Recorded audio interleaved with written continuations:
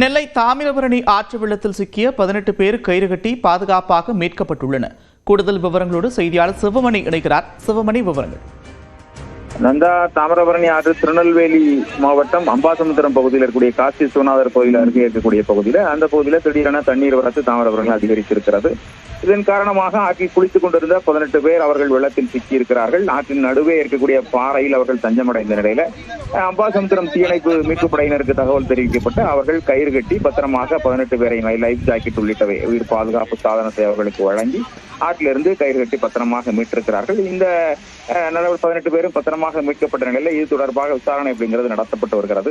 இதனிடையே தாமிரபரணி ஆற்றில் பாசனத்துக்காக கார் பருவ சாகுபடிக்காக காலையில இன்றைக்கு தண்ணீர் திறக்கப்பட்டது. காலை 10:30 மணிக்கு தண்ணீர் திறக்கப்பட்ட நிலையில உடனடியாக இந்த பகுதிக்கு தண்ணீர் வர வாய்ப்பில்லை என்ற நிலையில் அதற்கு முன்னதாகவே அதிகாரிகள் தமிழக சட்டப்பேரவைத் தலைவர் அப்பாவு தண்ணீரை திறக்கும் முன்பாகவே மற்ற அதிகாரிகள் அங்க பணியில் இருப்பவர்கள் கூடுதல் தண்ணீரை தாமிரபரணி ஆற்றில் திறந்து விட்டார்களா, முன்னறிவிப்பு ஏதுமின்றி தண்ணீர் திறக்கப்பட்டதால் இதுபோன்ற சூழல் ஏற்பட்டதா என்பது குறித்தும் விரிவான விசாரணை மேற்கொள்ளப்பட்டு வருகிறது.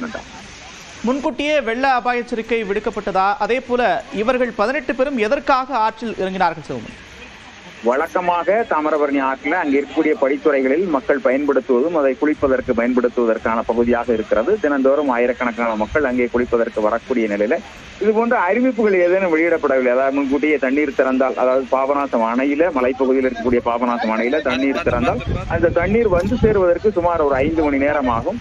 மதியத்திற்கு மேலாக தான் இந்த பகுதிக்கு கூடுதல் தண்ணீர் வந்திருக்க வேண்டும். ஆனால் காலை 10:30க்கு தண்ணீர் திறந்த பிறகு மதியத்திற்கு வரக்கூடிய தண்ணீர் முன்கூட்டியே வந்தது எப்படி? அவர்கள் அதிகாரிகள் தமிழக சட்டப்பேரவைத் தலைவர் அப்பாவு தண்ணீரை திறப்பதற்கு முன்பாகவே அங்கே பணியில் இருப்பவர்கள் தண்ணீரை திறந்து விட்டார்களா, முன்கூட்டியே தகவல் ஏதும் தெரிவிக்காத நிலையில தண்ணீர் திறந்ததன் காரணமாகவே இது போன்ற வெள்ளம் கூடுதல் தண்ணீர் இந்த பகுதிக்கு வந்து மக்கள் தண்ணீரில் சிக்கிய சூழல் ஏற்பட்டிருக்கிறதா என்பது குறித்து விரிவான விசாரணை மேற்கொள்ளப்பட்டு வருகிறது.